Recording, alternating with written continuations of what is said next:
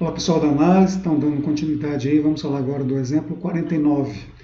Dado um intervalo i, contido nos reais, seja f uma função de i nos reais, que satisfaz essa condição aqui, módulo de f de x menos f de y, menor ou igual do que m, vezes módulo de x menos y, para todo x e y pertencente ao intervalo i, em que m é uma constante positiva. Funções que satisfazem essa condição são chamadas de funções de Lipschitz, ou funções lipschitzianas. E m é a constante de Lipschitz.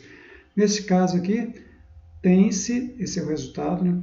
Limite de f de x quando x tende a p é igual a f de p. Vamos lembrar aqui, definição 35, seja A um subconjunto dos reais, f uma função de A em R e P um ponto de acumulação.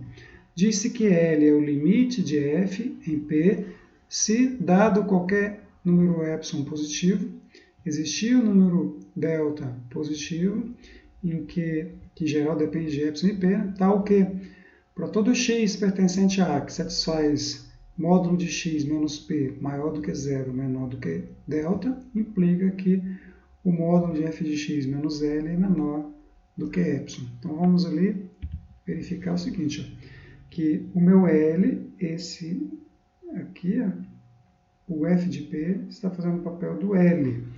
Então, eu tenho que, aqui, né, esse aqui vai ser meu f de P. Então, eu quero que, à medida que o x se aproxima de P, a minha f de x se aproxima de f de P toda vez que eu estiver falando aí de uma função de Lipschitz. Então, aqui, o que eu tenho que mostrar? Que, dado um epsilon qualquer, existe um delta positivo, tal que, para todo x pertencente ao domínio da função, aqui, que é o i, com norma de x menos p maior do que zero, significa que o x não é o ponto P, né? Menor do que delta, ou seja, está no intervalo de P menos delta, P mais delta. Isso implica que norma de f de x menos o L, né? No caso aqui é o f de P, é menor que epsilon. Eu tenho que provar isso. Bom, mas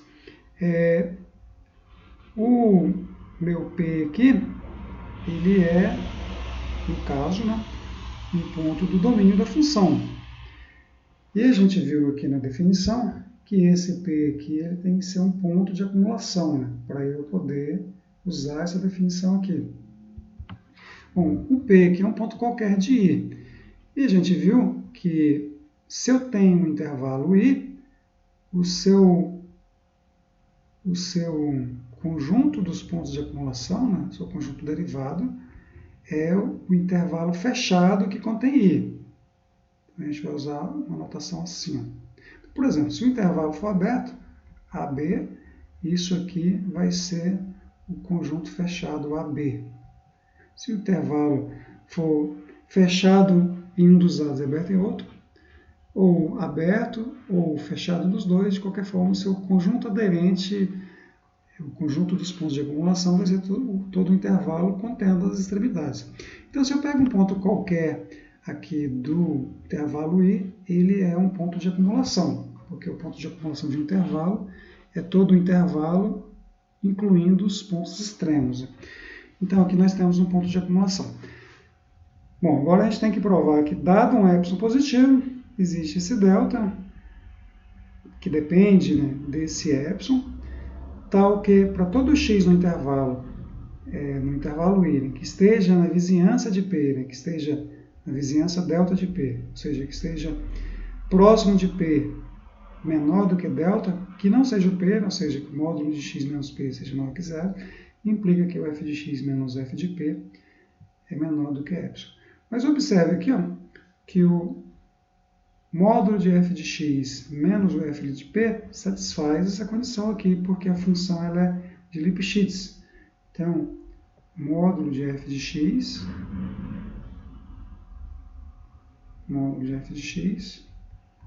menos o f de p é menor ou igual do que m, se m é uma constante, x menos p.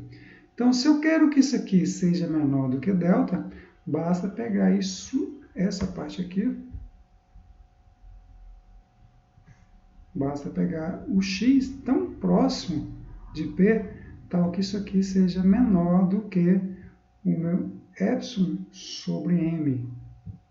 Da forma quando eu multiplico isso aqui, né? Isso aqui dá m menor do que m vezes epsilon sobre m, que vai ficar epsilon. É o que o autor faz aqui.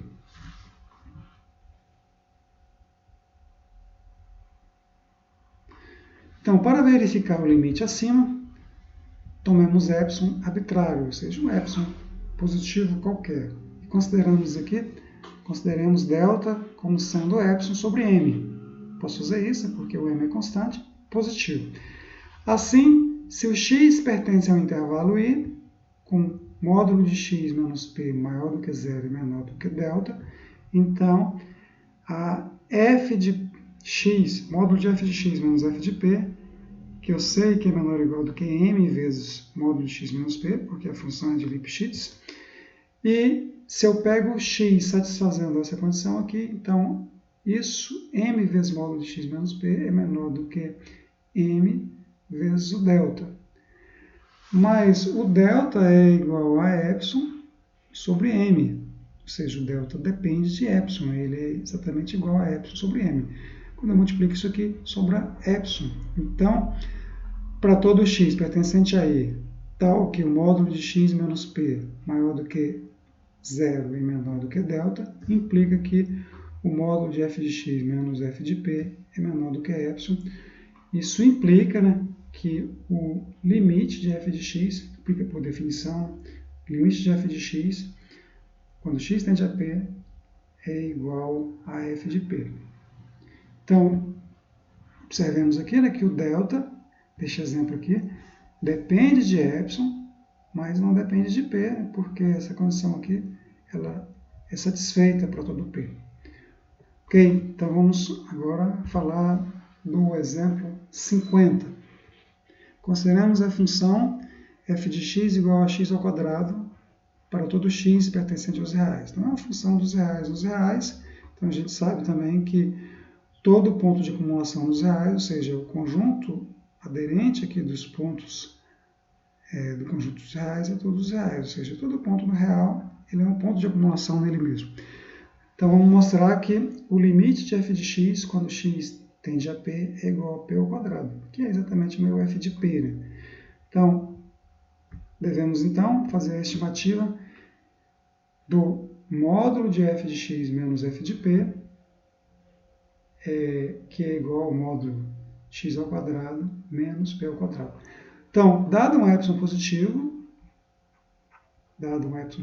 arbitrário, né, ou seja, um epsilon positivo qualquer, devemos encontrar um delta.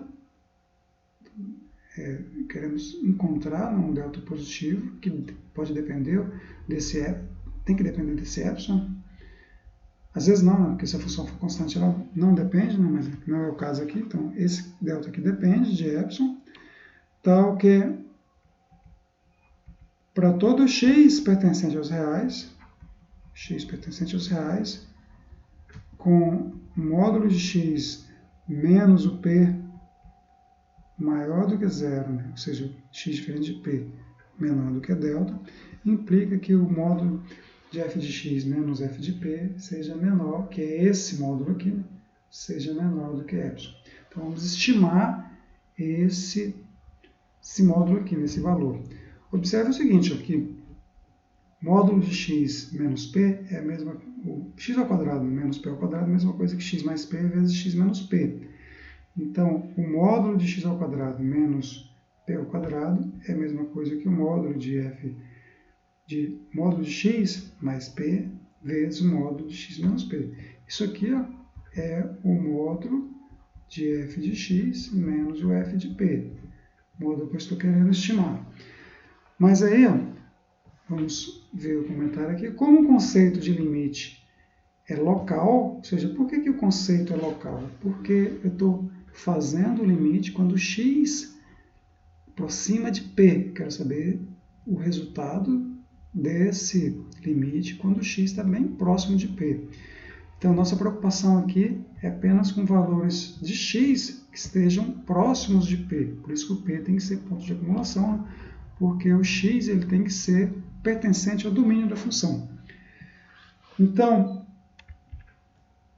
para superarmos isso aqui, né, podemos supor, para superarmos esse problema aqui, a gente pode supor que o x esteja tão próximo de p dentro desse intervalo aqui. P menos 1, P mais 1. Pega um intervalo qualquer aqui de P, qualquer não, específico, que no caso aqui ele é bem grande, né? Em comparação ao limite, quando eu estou fazendo x tendendo a P. Então, P mais 1, P menos 1. Eu estou com P, um x aqui próximo de P, que não seja P, né?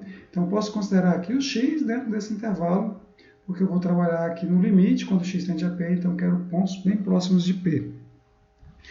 Então, podemos supor que o x satisfaz essa condição aqui, módulo de x menos P menor do que 1.